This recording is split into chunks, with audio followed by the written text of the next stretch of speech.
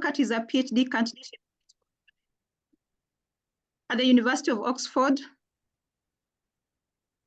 His research examines the effect of institutional reforms on public goods provision with a regional focus on sub-Saharan Africa.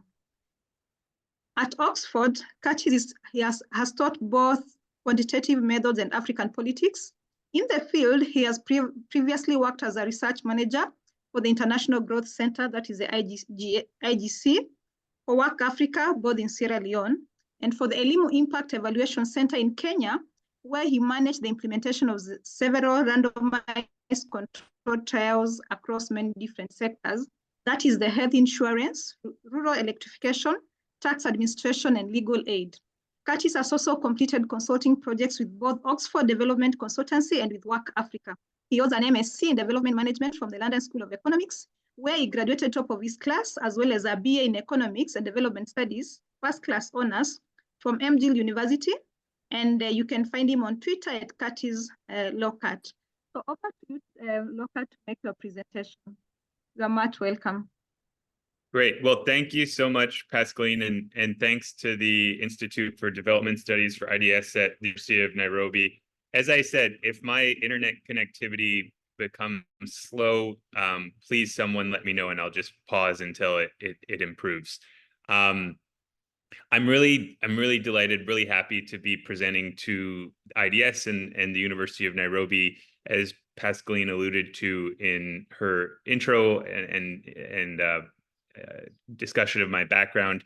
I spend a lot of time in Kenya. Right after my undergrad, I was working as a research assistant for a development economist from my undergraduate university, running a bunch of randomized control trials in Kenya. So it's very near and dear to my heart. We employed several research assistants and enumerators from the University of Nairobi. They were some of our top enumerators. And I since have done research in Nairobi for my own doctoral dissertation at Oxford and employed some University of Nairobi enumerators as well. So it's great to be back interacting with the University of Nairobi. IDS has an amazing reputation as a center for development thought.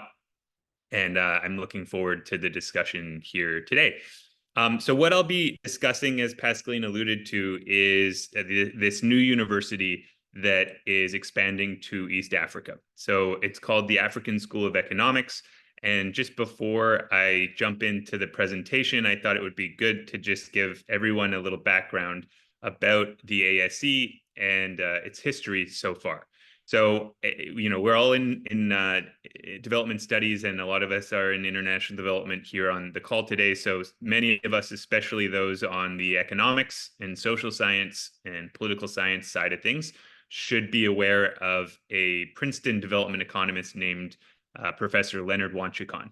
Professor Wanchikon is one of the top development economists, I would say top 10 development economists on the planet.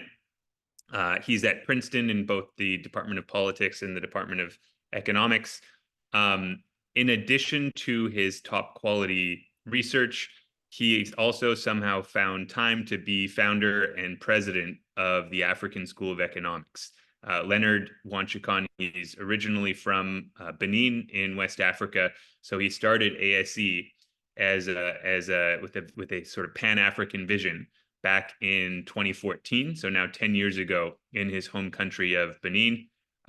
It started on a small scale originally, but he figured out what works, what doesn't, and then has since then scaled up beyond Benin. The first campus they expanded to was ASE Abidjan in Cote d'Ivoire. And last year, they've expanded to now multiple campuses in Nigeria, one in Abuja, the capital, and one in Lagos as well. And they're in talks with several state governors across Nigeria who are eager to have and to host ASE campuses in their states. So Leonard and ASE have a great footing in West Africa as it stands. But as I said, Leonard's vision for ASE when he founded the university was as a Pan-African university system. And so he knew it was time to expand. They've got a great footing across several countries in West Africa. And so I knew that he was been looking for site locations to expand ASE to East Africa. And at this time last year, so around March 2023, I was in Zanzibar. I was visiting one of our projects. We work with new city projects across Africa. And I was at one of our new city projects in Zanzibar, outside of the capital city, Stone Town. And I said, Leonard, I know you're looking for East African campuses for ASE. I think I found the perfect spot for ASE's expansion into the East African region here in Zanzibar. It's got a global brand. It's known as a destination that's beautiful, that a bunch of folks would love to come to for school and education. We have huge support from the government of Zanzibar, and we have an eager developer that wants to help us build the physical facilities and whatnot. So Leonard said, that's great. He eagerly flew to Zanzibar, met with the developer. Obviously, the developer very eager to bring in a world-class, high-quality university as an anchor to their development. And then he also met with the Minister of Education on Zanzibar, who also, human capital is a huge priority of the government of Zanzibar's policies. And so they were also very, very happy to be hosting such a high quality university. And so that's where we are. The ASE has expanded to Zanzibar. It's now official, and we'll be starting with just a diploma program here in November of this year that's focused around urban development. And then we'll expand to many other program and course offerings in 2025, which I'll talk about a little more as we go through the presentation. Screen. So just to jump in then, the whole vision for ASE is to be to create the next generation of world-class Pan-African scholars who are engaged in frontier research and innovation. And this was Leonard's sort of founding credo. I think the main impetus behind this vision is that the future of our species, the future of humanity, is really African. If you look at the end of this century, by 2100, 4 out of every 10 human beings on the planet will be African. 5 out of every 10 babies being born in 2100 will be African babies. And so it is really, the region is really the future of our species. And Leonard thinks, therefore, we need to be having really high quality research and really high quality universities training up the future of our species, which is going to overwhelmingly be African by the end of this century. So that this is the main vision, the main impetus. In terms of research already going on at ASE in the West African campuses that I mentioned, we've got multiple research institutes, research around political economy, around education, around social mobility, economic history, development economics, financial inclusion, and many others. And this is to the most rigorous and methodologically frontier methods being applied to this research. In terms of the quantity of research projects, there are over 50 research projects across 10 countries around the globe, and this spans beyond Africa. So there is research going on conducted by ASE students, researchers, and scientists in South Asia and Latin America, as well as several countries across the continent. Here are just a smattering of some of the research centers and institutes under... Sorry, I'm just going to mute people. Please stay muted. Yeah, I've muted. So here are some of the research centers and institutes under ASE. So we have the Institute for Empirical Research and Political Economy, the Institute for African Studies, for Finance and Management, the Development Research Lab at Abidjan. We have the Institute for Biotechnology at ASE Benin, the Institutional Experimentation Lab that conducts randomized control trials on institutional and policy changes, and then ASE Arts and ASE Athletics. And I'll be going over a new research center that'll be the first research center under the African School of Economics Zanzibar, which is the Africa Urban Lab. So if you are focused on urbanization and cities and urban development, you'd be very interested in what we're up to with the Africa Urban Lab, and that'll come up later. In terms of schools at the ASE, so there are four main schools. One is the School of Arts and Sciences, School of Business, School of Public Administration, and School of Engineering. And the whole rationale and motivation behind these four schools is they track the innovation pipeline, right? If you look at the innovation pipeline as going from generating new ideas through basic research to applied research, right? You got to apply those new ideas to real world settings, and we call that applied research. And then that applied research is then scaled and commercialized, right? It's brought to market by entrepreneurs. And so the School of Arts and Sciences and the School of Engineering really focus on that upstream part of generating new ideas and basic research. The School of Business and School of Public Administration focuses on applied research. So how do we bring these new ideas and really apply them in the real world so that they make sense? And then in particular, the School of Business takes those promising applied ideas and is able to scale and commercialize them and bring them to market so that they reach the hands of a lot of people. So these schools span the entire innovation pipeline from basic research to applied research to commercialization.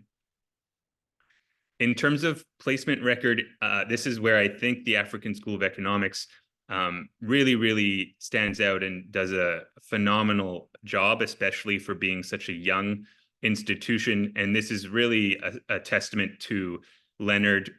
Professor Wanchikon is, like I said, one of the top development economists in his field, extremely well connected at Princeton University, across the US as well as across Europe. And so he really brings his influence to bear in making sure that the students at ASE find fantastic placements in top tier doctoral programs, as well as if they want to opt for the private sector, fantastic job opportunities in some top organizations. So this number is actually old now because we've just gone through another cycle. This is now over 55 ASE graduates have been admitted to the top PhD programs on the planet. This includes R1 universities in the US, like Harvard, like Princeton, like New York University, Penn State. I won't read all of these, but they're some of the top universities on the globe. In fact, some of these students have now completed PhD programs at these top universities and have been hired as tenure track professors at R1 universities. One example is Gatan Nantong, who is now an assistant professor of political science at New York University. We've just recently had another ASE graduate hired as an assistant professor at Dartmouth University in the US. And so ASE's got a phenomenal record of placing top researchers and our top PhD graduates into great universities in the US and in Europe and elsewhere. If research isn't your ultimate goal, it also has a fantastic track record. It's got some of its graduates, over 75% of its graduates go on to have top tier jobs in international policymaking organizations or great private sector firms. So that includes, MTN and other big telecom companies have hired ASE graduates, and then institutions like the World Bank, like the IMF, like the UN, like the Food and Agriculture Organization, like Innovations for Poverty Action. And our grads are also, advisors in the offices of prime ministers and presidents across, especially West Africa. I know we have an advisor for trade to the president of Togo. We have an economic advisor in the office of the president in Cameroon and elsewhere. So just a phenomenal placement record, especially for being a relatively young organization. In terms of impact, we do have the Pan-African Scientific Research Council. This is a council of some of the top scientists and researchers on the continent, over 500 of them from 62 countries. Again, Leonard is president of the Pan-African Scientific Research Council. This is a testament to his convening power. I don't know if many of you saw the movie The Woman King.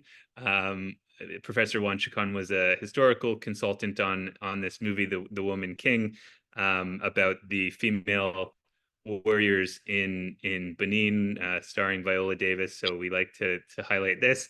And then just in terms of what Leonard's been able to accomplish, I think most recently last year, he was awarded the Global Economy Prize by the Kiel Institute in Germany, which is a top prize. I think the stat is like 70% of the Kiel Economy Prize winners go on to be Nobel laureates. So in terms of where ASE, the African School of Economics, is at in its evolution and expansion today, as I said, it started in Benin here. It's since then expanded to Abidjan in Cote d'Ivoire, and now it has several campuses. Two campuses are starting this fall in ASE Abuja and ASE Lagos, and are in conversations with several state governors throughout Nigeria. And then we will be starting ASE Zanzibar in Tanzania this November in 2024, and then expanding to other course programs and offerings thereafter. There are other expansion plans for other countries, but these ones are the immediate future. And then obviously there will be some of these will be regional hubs. So the ASE Abuja in Nigeria will be a regional hub, and there'll be feeder schools throughout West Africa feeding into that regional hub. Similarly, ASE Zanzibar will be the regional hub for East and Southern Africa, and ASE will set up smaller feeder schools channeling students into ASE Zanzibar. I can skip this. So here, I mean, not to belabor this point, here are some of the state governors that we are speaking with across Nigeria. As you can see, I think it's over 6 or 7 states are interested in housing campuses. The programming and the research centers to be established at these varying campuses, they'll really be determined and influenced by the desires and the comparative advantages of these different states and the policy priorities of the state governments. So some places like in the Delta region want to understand energy and how to make this transition from oil to maybe natural gas to maybe more renewable energies, and how do we do that really economically efficiently. So we are thinking and in the process of setting up energy oriented research labs down in the south and southeast, and then other types of research labs in the north or central or west, depending on the policy priorities of the state government, as well as the comparative advantage of the geographies. And then, as I mentioned, so this is ASE Zanzibar will be in this city development called Fumba Town, which is just outside of Stone Town, the capital of Zanzibar. I already mentioned the schools would be the School of Arts and Sciences, the School of Business, the School of Engineering, School of Public Administration is going to be in Dar, which is a 20-minute flight away. And we will be starting the first research lab under ASE Zanzibar this November, which will focus on urbanization and rapid urban development across the continent. So the real aim of the urban lab will be to train up the African city builders, the urban planners and urban leaders of tomorrow in order to harness the really rapid urbanization happening across the continent. If there are folks on the call who study urbanization and look at cities across Africa, you know that the statistics, the demographics are awe-inspiring. In the next 26 years to 2050, there's an estimated 2.5 billion new urban residents being added to the cities of the world, 96% of that 2.5 billion is happening in the global south. So this urbanization wave is predominantly happening in lower middle income countries.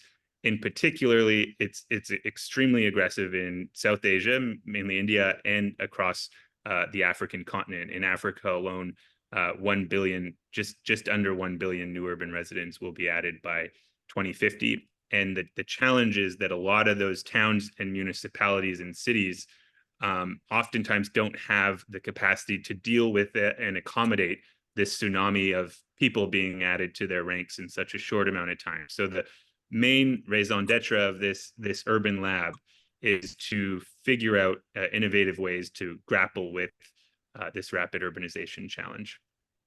The philosophy of the lab we like to throw around the phrase a teaching hospital, right? If you think of what a teaching hospital is, it's a place where medical students just out of medical school, they've just graduated, they have all this frontier knowledge in their brains, but in order to actually apply that frontier medical knowledge in the real world, they spend some time in a teaching hospital. They're paired with an experienced doctor who teaches them and mentors them how to apply the knowledge they've just learned in a controlled, guided setting in this teaching hospital. So they're under mentorship and guidance when they do surgery on their first patient or go through diagnoses of their first patient, and they slowly but surely learn how to apply this knowledge they've just gained through 4 years of medical school. Similarly, we want this urban lab to be the same thing. I think the conversations that we've had with universities across the continent that focus on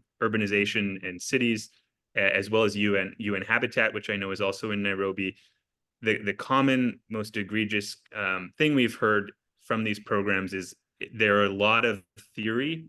A lot of them are theory focused, and theory is important. But also what's important is if you're graduating, urban planners and they go and get jobs in these fast growing cities, it's important that those urban planners know how to use the actual technical tools demanded by the job. So like, do they know how to use GIS mapping and spatial mapping tools? Do they know how to use Excel in order to do municipal finance and municipal budgeting?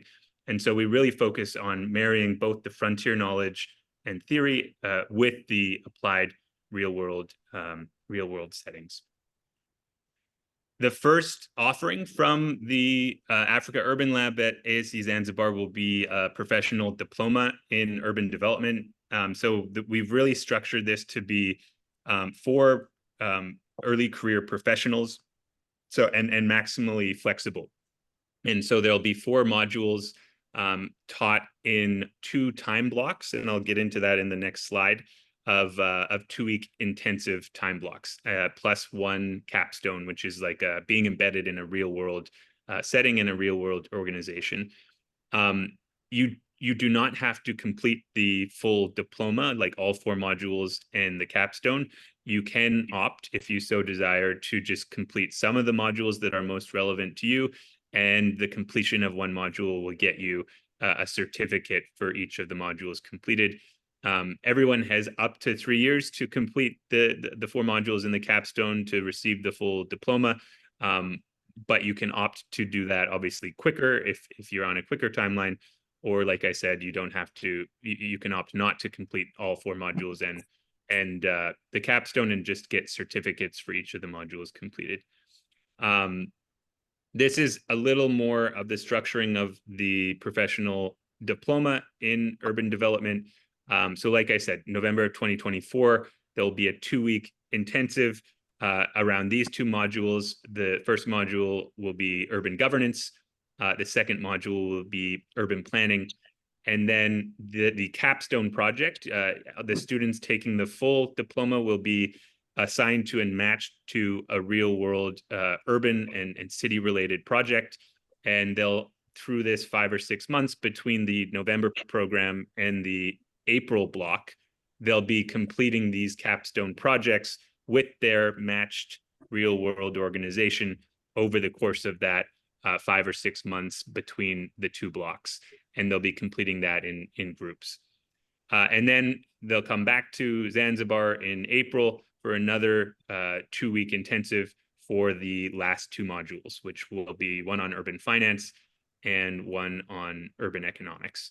So that's the diploma program at a high level. Again, I'm happy to answer questions after the presentation. And then we'll be expanding from the diploma program to a fully fledged master's program in urban development in October next year, 2025. There'll be 2 tracks. So if you are a researcher at heart, there'll be a research focused track. If you instead see your career trajectory going in the direction of applied and practitioner, there will be a practitioner track. The big difference is on the methods. So in the researcher track, the methods is a year long. And then on the practitioner track, the methods is a half year. And then that frees up a little bit of optionality when it comes to your elective choices. And as I said, the practitioner also then the practitioner track has a more of a focus on this capstone project and an apprenticeship placement in a real world organization. We've already got some amazing partners to deliver both the diploma in urban development as well as the master's degree and to come thereafter an undergraduate program in urban development. As Pascaline alluded to in her introduction, we're partnering with the International Growth Center. They have a Cities That Work program. International Growth IGC Cities is led by Ed Glazer, who's the top urban economist on the planet, and they've got a network of fantastic urban economists across the globe working on these challenges of really rapidly urbanizing cities of the global south. UN Habitat, I mentioned, we've spoken with them often. They've done great work on figuring out where the curriculum gaps are when it comes to urban planning and urban development. This is the Zanzibar Ministry of Education. Princeton University has been very supportive. Leonard is at Princeton, so they've taken a keen interest in ASE's expansion. We're partnering with the Urban Action Lab at Makerere University, as well as Fitted Projects with it, which is a great urban planning consulting agency that's done work advising towns and cities across Africa, but they've done a lot of work in Ethiopia in particular. So I'm coming to the end here. So this is for any of the cities focused folks on the call, or if you know of cities focused organizations at the University of Nairobi, there are opportunities to partner with the Urban Lab here at ASE Zanzibar. Nairobi is a short hour, 30-minute flight away from Zanzibar. And so we see it as a great opportunity for partnership, and we're actively talking to IDS and other entities at the University of Nairobi about these partnerships. And then beyond the Urban Lab at the ASE Zanzibar level, at the university level, we are partnered, as I said, with Princeton. They have an Institute for Energy and Environmental Sciences. And so there will be a research center around energy and infrastructure set up at ASE Zanzibar. We do have an official MOU in partnership with the Indian Institute of Technology, Madras. IIT Madras is 5 minutes away from our campus in Zanzibar, and most of their professors and staff actually live in the same city that the campus will be in. And so there's this partnership. They're mainly focused on data science, technology, and AI right now. And so we'll be partnering with IIT Madras on research and a lab based on those activities. And similarly with this Center for AI and Machine Learning at Princeton.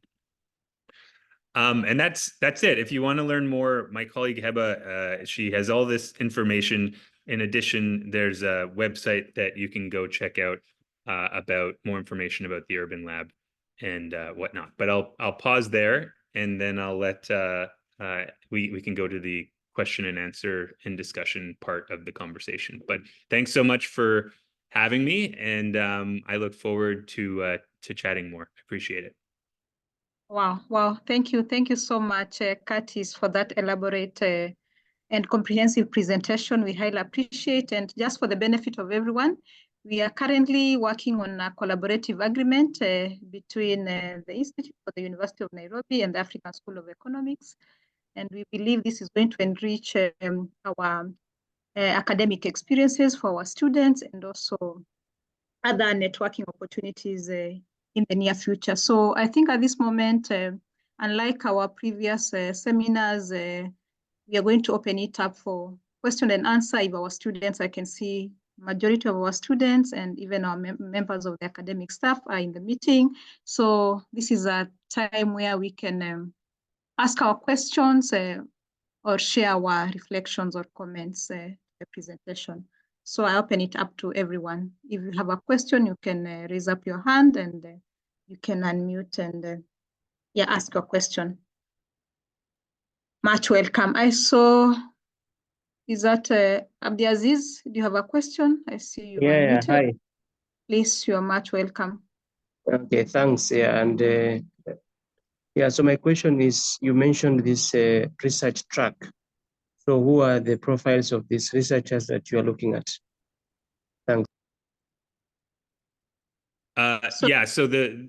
Oh, sorry, go ahead, Pascaline. Okay, that's fine. I think we can take a number of questions and then we can let you respond. Okay. Thank you. Thank you so much.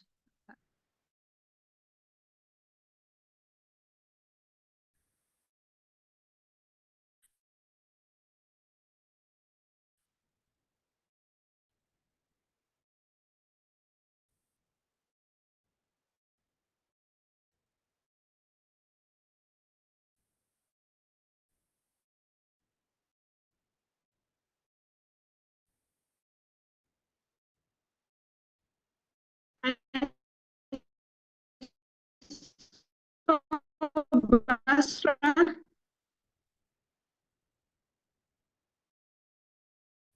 Basra was your,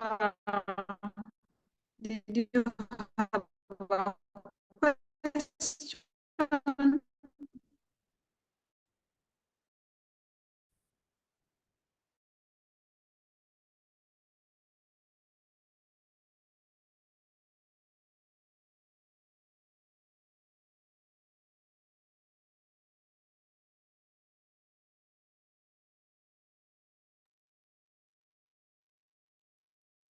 It looks like Basil is having connection challenges as she tries to rejoin us.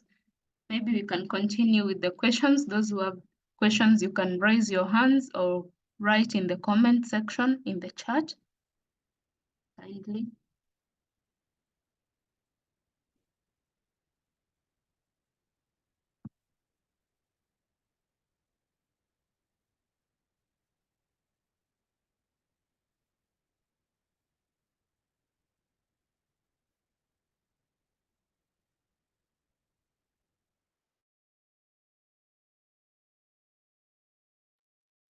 Maybe should I, as we wait for questions, just go ahead and answer the first question around the professors, and then I'm happy to answer any other questions that roll in the meantime. Is that okay?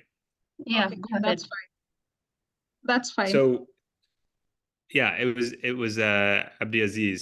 So great question around the professors and specifically the urban development programs that we're rolling out this year.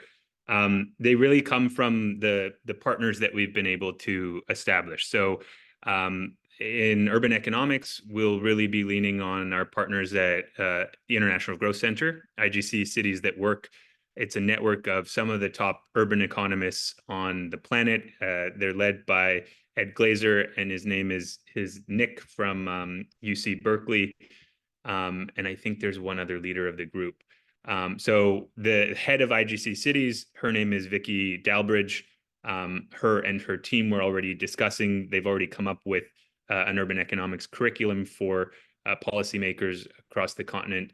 And I think across other developing cities and municipal leaders beyond Africa as well. And so we'll be using that coursework for urban economics that they've already delivered elsewhere and tailoring it to the East African context. So that's on urban economics.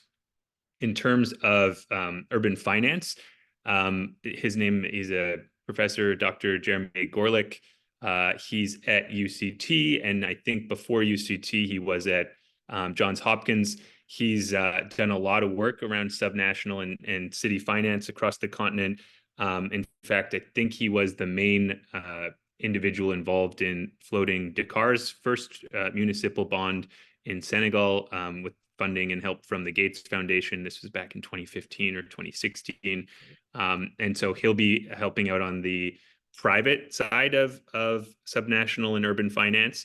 And then on the public side of urban finance, we have Astrid Hawes, who before Vicky headed the International Growth Center Cities That Works unit, and she's been involved helping with municipal budgeting and public finance across most of the large cities across the continent.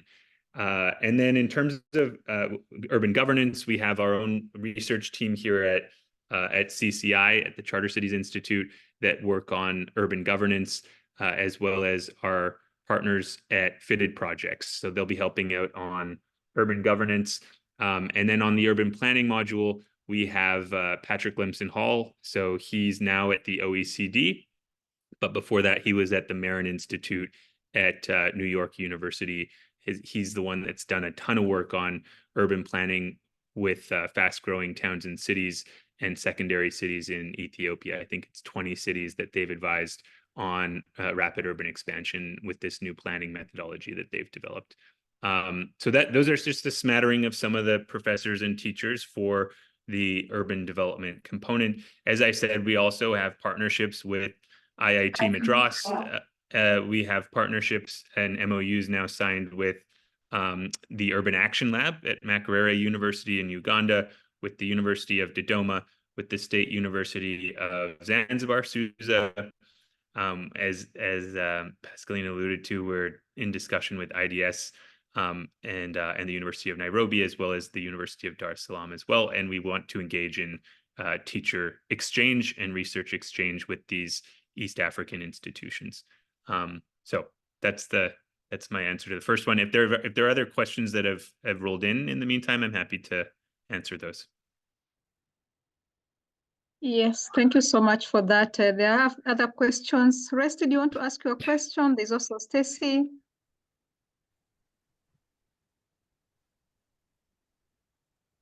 Rusty, are you there?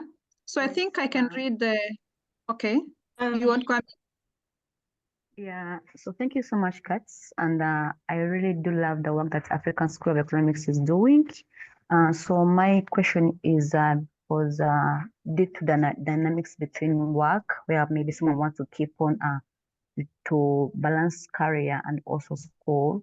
So I don't see anything to do like maybe a remote or long distance studying. And I believe so many people would like to really be consumers of the services that ASE is offering. So are there any plans, or do you have any considerations of really putting up remote studies so that all people can be able to access them, to access education wherever they are? Yeah, so great question. The short answer is, the first program that we'll be offering this November, it really is structured around flexibility and convenience for the learner, for the participant, right? The only requirement is to be physically present in Zanzibar at the campus for a 2-week intensive in November. At a point in time with your capstone project, if you're taking the full diploma. So that's, you're embedded in a real world organization, working on a problem or issue or task that organization sets you.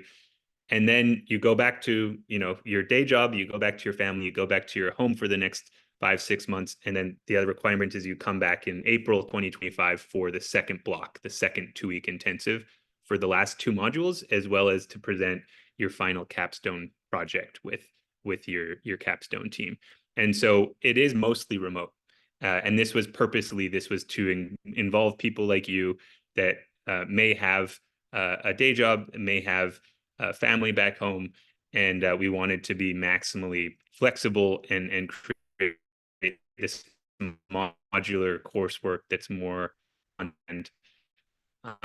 You also, as I alluded to in the presentation, you by no means have to complete all 4 modules in the capstone in the full diploma. You can opt to just do individual certificates. So if you're more into urban planning, you can just come for the 1 module in urban planning and get a certificate of urban planning for that. Or if you're more interested in the urban finance side, you come to the urban finance module in April and get that certificate. So it is really modular. It's really on demand, and that was purposely to maximize flexibility for busy folks like you.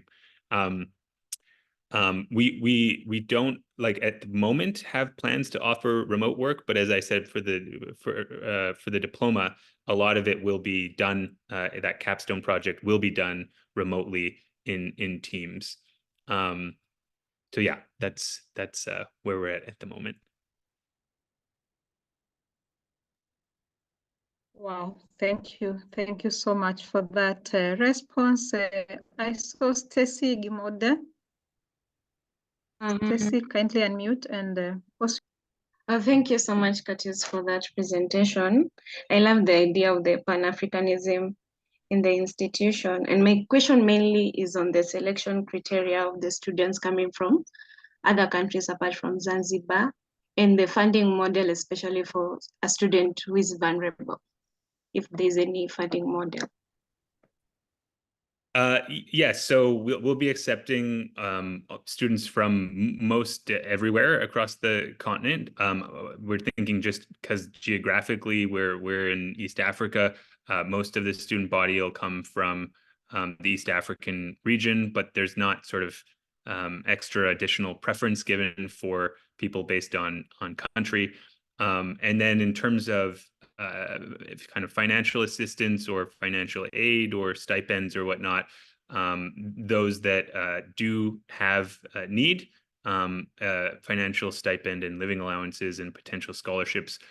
Scholarships will be given on merit, and then stipends and bursaries and living allowances, there will be some available that are on a needs basis. So yes, there will be access to assistance.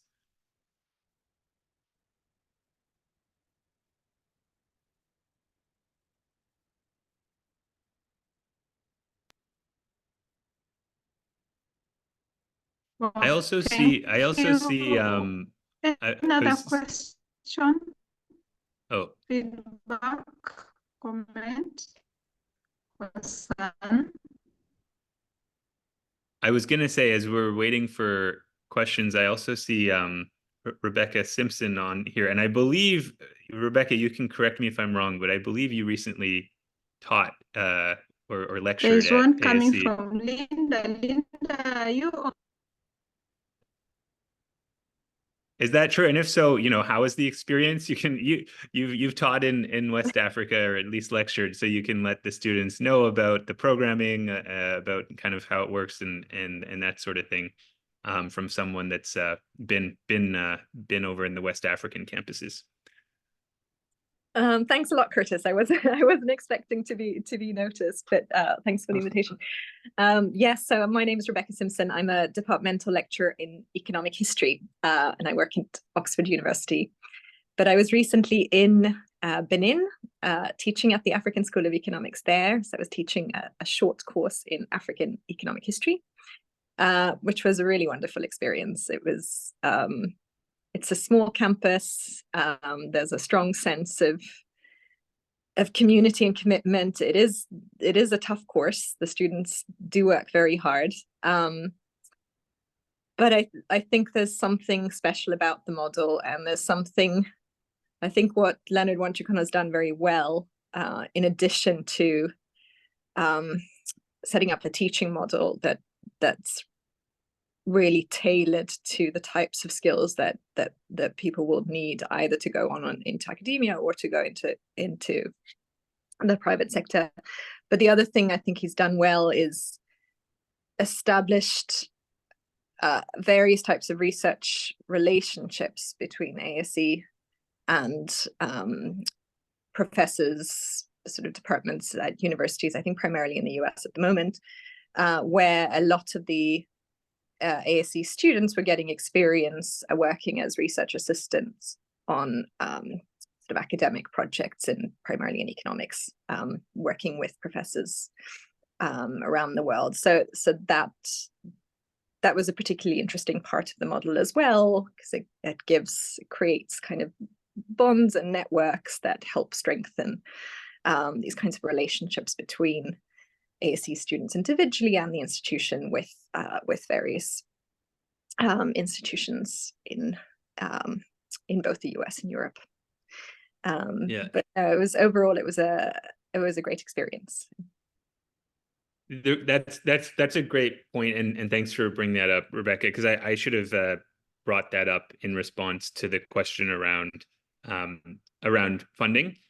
A lot of ASC funding does come from research projects and research grants. So there's a ton, to Rebecca's point, a ton of research projects going on.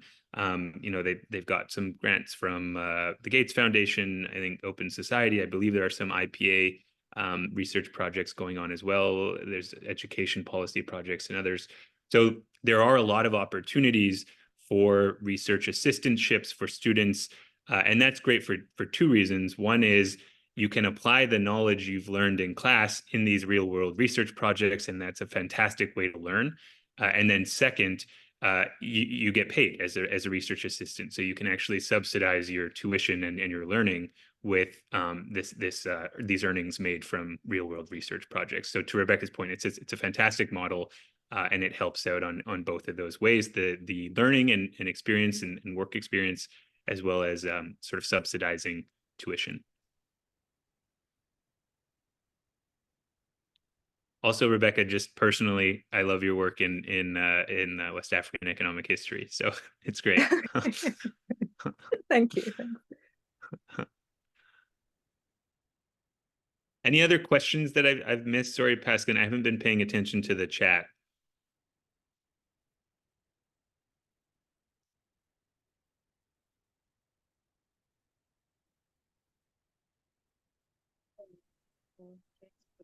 Thanks for that. Linda?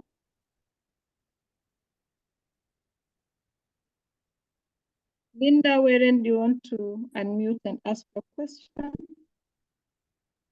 Okay, thank you, Pascaline. I would like to, if you can elaborate. I can read the question. It's saying, could you please elaborate on the research focus on energy and infrastructure? Linda is asking, could you please research focus on energy and yes. So in the energy and infrastructure research lab that's being proposed. Yes, Linda, we can hear you. Oh. But she's asking, could you please?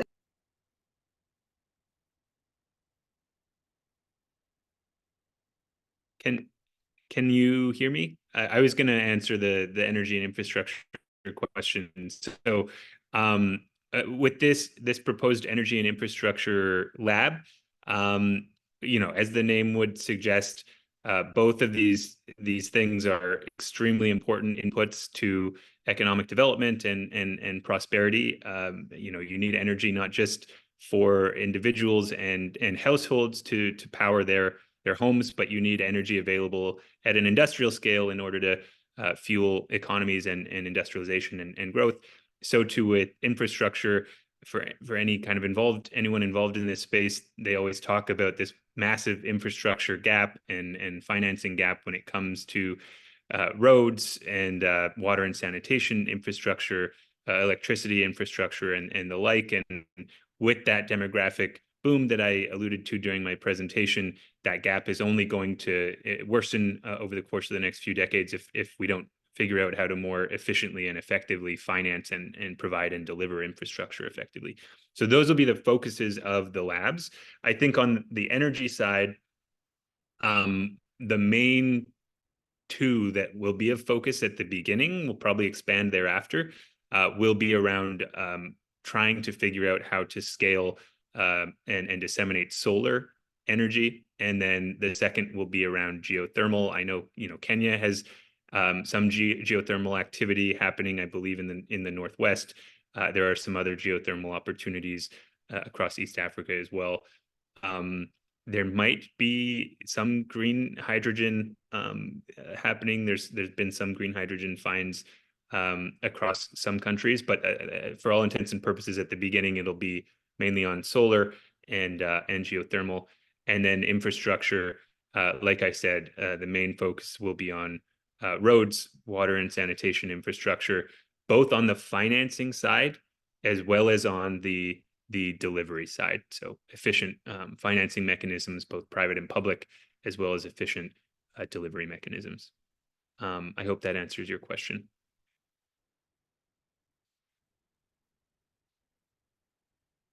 Apologies on my side for my not stable connection. I saw Ndolo. Ndolo, do you want to ask your question? But I can read it from the chat. He wants to inquire if the programs offered in the Zanzibar campus will expand to include graduate economic programs. Will the programs expand to include graduate economic programs? Yes, I mean, yeah, thanks, Pascaline. So it looks like my I'm getting a notification that my internet is unstable. Can you hear me okay, Pascaline? Yes, I can on my side. Okay. So the short answer is absolutely yes. We'll be expanding to graduate economics. This is the bread and butter, the main comparative advantage of ASE. This is Leonard's background, and so there will be a graduate economics program as well as an undergraduate economics program offered under the School of Arts and Sciences in October 2025. So that offering will be available next year for the second academic cohort. Yeah, that's one of the main focuses, as the name of the school would suggest. One of the main focuses is to bring kind of frontier and really rigorous economics training to both undergraduate level and graduate level students.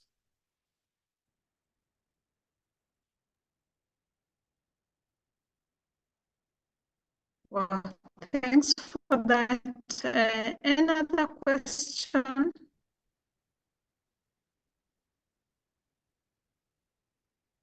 You can equally unmute and ask your question or put your hand up.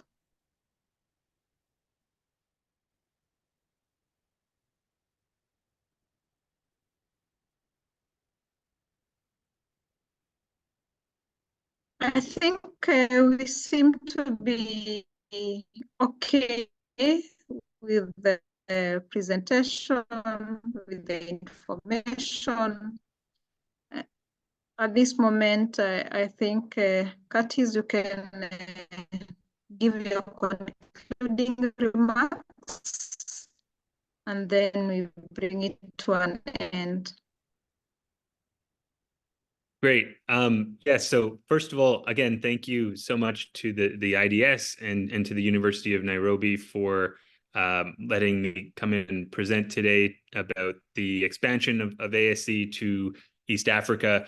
We're extremely excited. We think that the region is extremely dynamic and has some top talent, and we can't wait to get started.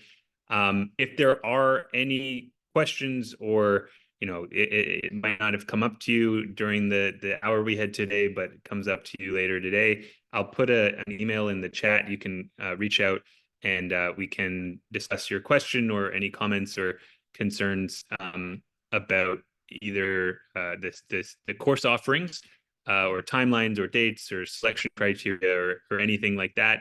We're happy to discuss the programming. In addition, if there are any researchers here today, and some of the things I said or some of the research labs I mentioned are appealing or of interest, or this is an area you actively are conducting research in, we are looking for partnerships and whether like non-resident research affiliations or resident research affiliations. Please reach out as well. We're discussing actively in setting up not just the Africa Urban Lab, but 4 other research centers, one around economics, finance, and institutional experimentation, one around energy and infrastructure, one around data science, technology, and AI, and a 4th around marine science and geoscience. And so if any of those are in line with your current research activities and you're interested, please reach out. Other than that, again, thank you so much. And we look forward to finalizing our MOU and our partnership with IDS and the University of Nairobi. Wow, thank you. Thank you so much. A big appreciation from us also, the Institute for Development Studies, University of Nairobi. Thank you so much for sharing this information with us, and we hope we can actualize the collaborative agreement soon so that we can benefit from, exchange of knowledge and resources between the two institutions. And from us again, also to appreciate everyone for finding time. We don't take it for granted to join the seminars. We run weekly seminars every Thursday at 2 p.m. East African time. And we have discussions around various issues and development issues. So thank you so much. And I think this is to say goodbye. We hope to see you once again next week, same time, 2 p.m. East African time, where we'll be co-hosting a conference, a human rights conference with the Amnesty International Kenya. So look out for our posters or link to join the seminar. Thank you so much and goodbye.